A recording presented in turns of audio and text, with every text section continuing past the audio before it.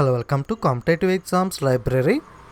ఈ వీడియోలో మనం 21 జనవరి సెకండ్ షిఫ్ట్లో జరిగిన RRB NTPC memory based question and answers అయితే చూద్దాం. మొట్టమొదటి క్వశ్చన్ వచ్చి, largest bone in the human body, మానవ శరీరంలో అతిపెద్ద ఎముక ఏమిటి అని అడిగారు. సో ఆన్సర్ వచ్చి మనకి ఫిమర్. ఓకే, థై బోన్ ఉంటుంది కదా, తొడ ఎముక. ఇది మనకి మానవ శరీరంలో బిగ్గెస్ట్ బోన్. అలాగే స్మాలెస్ట్, అతి చిన్న ఎముక అడిగితే కనుక స్టెప్స్ అనే బోన్. ఓకే, ఈ స్టెప్స్ అనేది అయితే మిడిల్ ఇయర్లో ఉంటుంది. ఈ ఇయర్లో ఉన్న స్టెప్స్ వచ్చి స్మాలెస్ట్ బోన్. బిగ్గెస్ట్ అడిగితే కనుక ఫెమర్. మార్నింగ్ షిఫ్ట్లో అయితే లార్జెస్ట్ గ్లాండ్ అయితే అడగడం జరిగింది, లివర్ అనేది. Next, population related UN organisation, మనకి జనాభాకి సంబంధించిన ఐక్యరాజ్య సమితి ఆర్గనైజేషన్ ఏమిటి అని అయితే అడిగారు. జనాభాకి సంబంధించిన ఐక్యరాజ్య సమితి సంస్థ ఏంటి అంటే United Nation Population Fund, UNPF. Next, mid day meal scheme is under which ministry. Mid day meal అంటే మధ్యాహ్న భోజన పథకం ఏదైతే ఉందో అది ఏ మంత్రిత్వ శాఖ కిందకు వస్తుంది అని అయితే అడిగారు. సో ఈ మధ్యాహ్న భోజన పథకం అనేది ministry of HRD, human resource development ministry కిందకి అయితే రావడం జరుగుతుంది. ప్రజెంట్ చూసుకుంటే మినిస్ట్రీ ఆఫ్ హెచ్ఆర్డీని మనకి ఎడ్యుకేషన్ మినిస్ట్రీగా మార్చారు.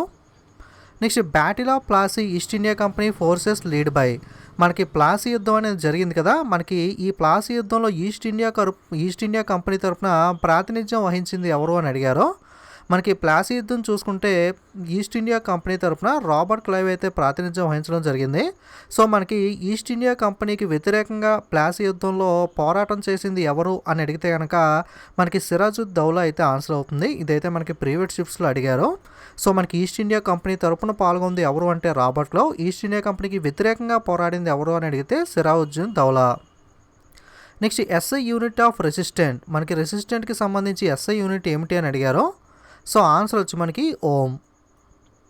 Next, Munshi Premchand real name, Munshi Premchand యొక్క అసలు పేరు ఏమిటి అని అయితే అడిగారు. మున్షీ ప్రేమ్చంద్ యొక్క అసలు పేరు వచ్చి ధనపత్ రాయ్ శ్రీవాస్తవ. ఓకే, ధనపత్ రాయ్ శ్రీవాస్తవ వచ్చి మున్షీ చంద్ యొక్క నిజమైన పేరు.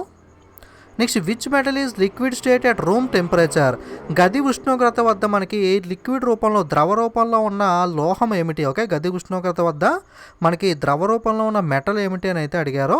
ఆన్సర్ వచ్చి మనకి మెర్క్యూరీ, పాదరసం.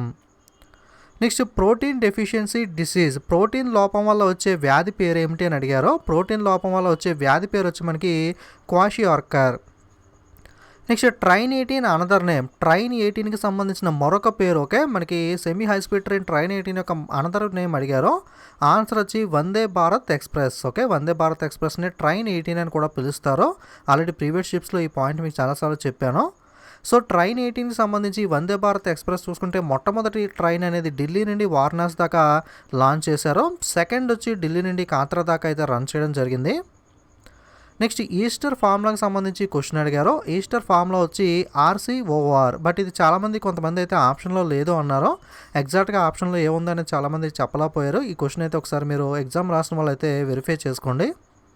Next, quit India movement 1942 started by whom, 1942లో జరిగిన క్విట్ ఇండియా ఉద్యమాన్ని మనకి లీడ్ చేసింది ఎవరు అని అడిగారు. ఆన్సర్ వచ్చి Mahatma Gandhi. Next, 1972 before Arunachal Pradesh state name, 1972 ముందు అరుణాచల్ ప్రదేశ్ రాష్ట్రం యొక్క పేరు ఏమిటి అని అడిగారు. ఆన్సర్ వచ్చి north east frontier agency, NEFA, north east frontier agency అని చెప్పి 1972 ముందు అయితే అరుణాచల్ ప్రదేశ్ని పిలిచేవాళ్ళు. క్వశ్చన్ ఇలా అడిగారా, లేదా నార్త్ ఈస్ట్ ఫ్రంటర్ ఏజెన్సీ అని చెప్పి ఏ రాష్ట్రాన్ని 1972 ముందు పిలిచేవారు అని అడిగారా తెలీదు. అలా అడిగితే మనకి ఆన్సర్ అరుణాచల్ ప్రదేశ్ అవుతుంది. ఇలా అడిగితే నార్త్ ఈస్ట్ ఫ్రంటర్ అనే ఏజెన్సీ అయితే అవుతుంది. Next, 2019 men's Asian individual squash championship, 2019 పురుషుల ఏషియా వ్యక్తిగత స్క్వాష్ ఛాంపియన్షిప్ విజేత ఎవరు అని అడిగారు. ఆన్సర్ వచ్చి మనకి Sourav Ghosal.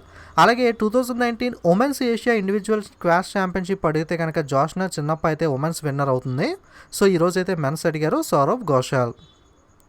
Next, the rate of interest on saving bank account is decided by, మనకి బ్యాంక్స్లో సేవింగ్ అకౌంట్ అనేది ఉంటుంది కదా, సేవింగ్ ఖాతా అనేది, దానిపైన వడ్డీ రేటును ఎవరు నిర్ణయిస్తారు అని అయితే అడిగారు. ఈ వడ్డీ రేటును అయితే ద కన్సర్న్ బ్యాంక్, అంటే bank it self, A bank ఆ బ్యాంక్ అయితే నిర్ణయించుకోవడం జరుగుతుంది. మనకి ఒక బేస్ రేట్ అయితే ఒక 8 నుండి 10 దాకా ఉండాలి అని చెప్పి RBI చెప్తే ఎగ్జాక్ట్ ఎంత పర్సంటేజ్ ఉండాలి అన్నది మనకి ఏ బ్యాంక్ ఆ బ్యాంక్ అయితే డిసైడ్ చేసుకోవడం జరుగుతుంది. Next which of the following RBI cannot perform. Okay, ఆర్బీఐకి సంబంధించి ఫంక్షన్స్ మీద లేదా రిలేటెడ్గా అయితే ఒక క్వశ్చన్ వచ్చింది అన్నారు. ఎగ్జాక్ట్గా అయితే ఐడియా లేదు. ఆర్బీఐ యొక్క మెయిన్ ఫంక్షన్ చూసుకుంటే మనకి కరెన్సీని ఇష్యూ చేయడం, మానిటరీ పాలసీని విడుదల చేయడం, అలాగే బ్యాంక్స్ అన్నింటినీ కూడా సూపర్విజన్ చేయడం, ఇలాంటి కొన్ని ముఖ్యమైన ఫంక్షన్స్ అయితే ఆర్బీఐ అయితే నిర్వహిస్తుంది. సో రిజర్వ్ బ్యాంక్ ఆఫ్ ఇండియాకి సంబంధించిన ఫంక్షన్స్ రిలేటెడ్ అయితే ఒకసారి మీరు ఇన్ఫర్మేషన్ చూసుకోండి నెక్స్ట్ షిఫ్ట్ ఉన్నవాళ్ళు.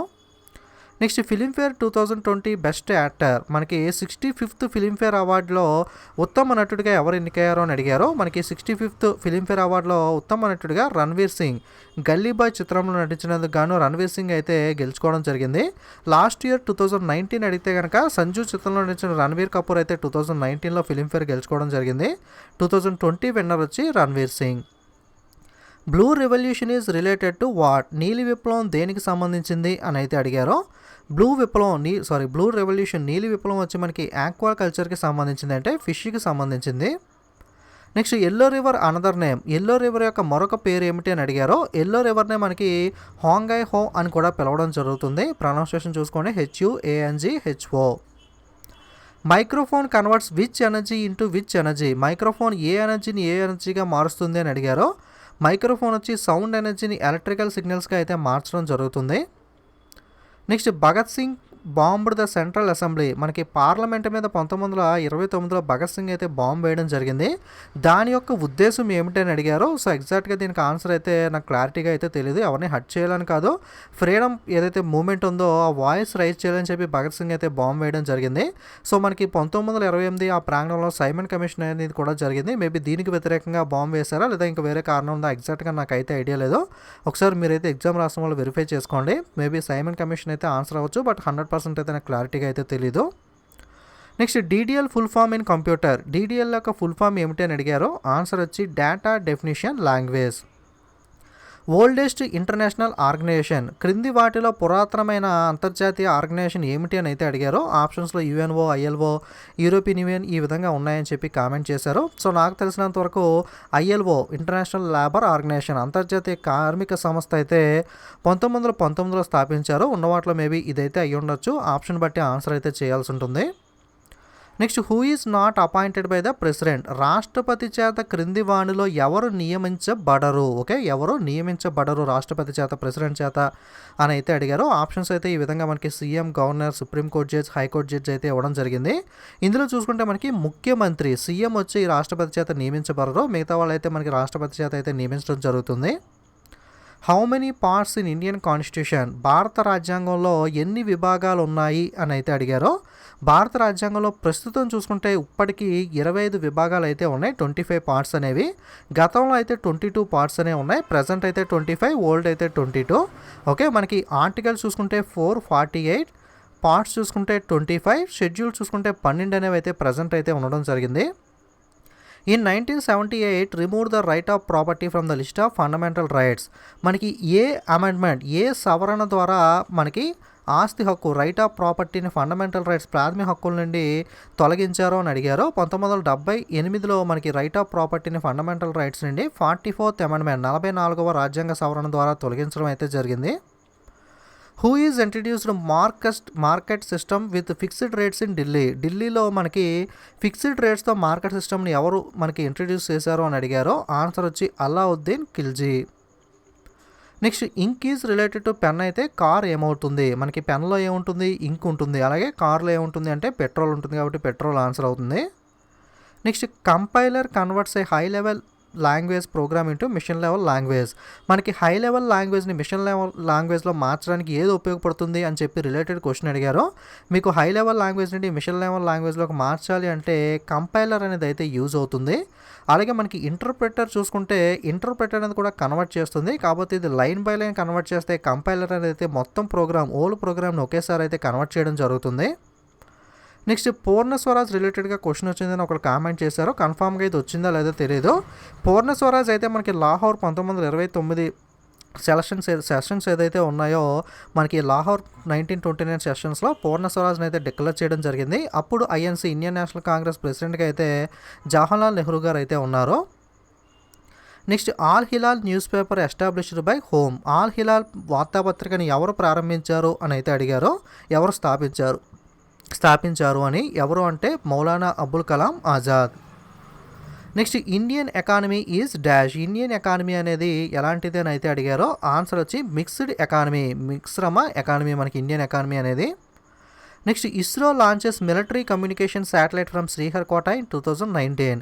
2018లో శ్రీహరికోట నుండి ఇస్రో ప్రారంభించిన మిలిటరీ కమ్యూనికేషన్ శాటిలైట్ ఏమిటి అని అడిగారో ఆన్సర్ వచ్చి GSAT-7A. అలాగే సిపియు కంటెంట్, సిపియూలో ఏముంటుందని అడిగారో ఆప్షన్ బట్టి ఆన్సర్ చేయాలి. సిపియూలో మెయిన్గా మనకి arithmetical, logical unit, memory unit, control unit అనేవి అయితే 3 విభాగాలు అయితే ఉంటాయి. Ozone whole every year Antarctica. Okay, మనకి ప్రతి సంవత్సరం కూడా ఓజోన్ లేయర్ అనేది ఎక్కడ డెవలప్ అవుతుంది ఓజోన్ హోల్ అనేది అని చెప్పి రిలేటెడ్ క్వశ్చన్ అయితే అడిగారో అంటార్టికాలో అయితే డెవలప్ అవుతుంది.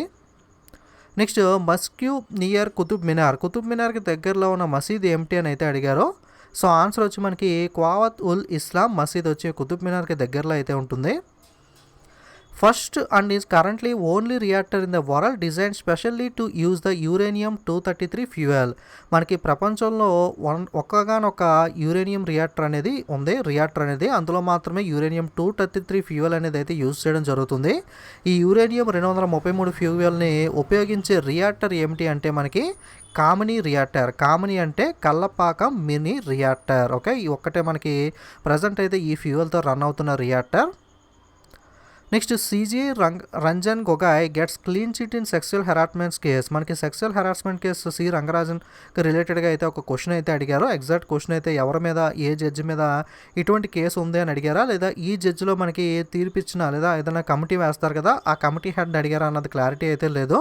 In case committee related person అడిగితే కనుక AK Patnaik, justice AK Patnaik వచ్చి దీని మీద కేసు మీద వేసిన కమిటీకి అయితే హెడ్గా ఉన్నారు. ఇది ఒకసారి నాకు క్లారిటీగా అయితే క్వశ్చన్ తెలీదు. అలాగే హెడ్ ఈయన కాదన్న కూడా కొంచెం డౌట్ అయితే ఉంది. ఈ రిలేటెడ్ టాపిక్ మీద అయితే క్వశ్చన్ వచ్చింది, ఇదైతే ఒకసారి వెరిఫై చేసుకోండి.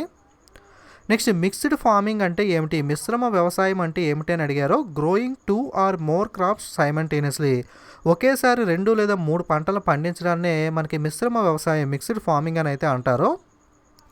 Next name the robot remotely operated vehicle ROV in robot build for anti terror activities for Indian army by DRDO Indian army కోసం డెవలప్ చేసిన రోబోట్ ఏంటి, రిమోట్లీ ఆపరేటెడ్ వెహికల్ రోబోట్ ఏమిటి అని అయితే అడిగారో ఆన్సర్ వచ్చి మనకి దశ. ఓకే, దశ వచ్చి మనకి ఆర్మీ కోసం డిఆర్డిఓ డెవలప్ చేసిన రోబోట్. ఓకే, రోబోట్ నేమ్ వచ్చి దశ. ఓకే, ఇది మనకి ఈరోజు సెకండ్ షిఫ్ట్లో జరిగిన memory based question and answers అనేవి. మీ ఎగ్జామ్ అయిపోయిన తర్వాత వీలైనంత త్వరగా ఏదైనా యూట్యూబ్ వీడియో కింద కానీ లేదా డైరెక్ట్గా నాకు ఇన్స్టాగ్రామ్లో కానీ మీరు క్వశ్చన్స్ అయితే కామెంట్ చేయొచ్చు.